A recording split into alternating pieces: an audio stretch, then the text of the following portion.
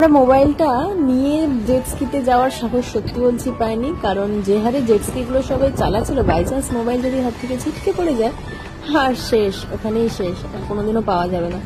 এত স্মৃতি মেমোরি করে নিয়ে যাওয়ার তাহলে কোনো অর্থই থাকবে না যদি মোবাইল পড়ে যায়।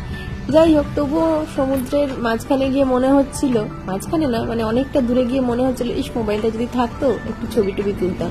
তাই আবার কিছুক্ষণ পর পুরোটা ঘুরে টুরে ওই আর 10 মিনিট মতো বাকি আছে, সময় বললাম চলো একদম আস্তে আস্তে মোবাইলটা নিয়ে আসবো, কোনো স্পিড তুলবে না, এসে এখানটায় ছবিটা তুলবো।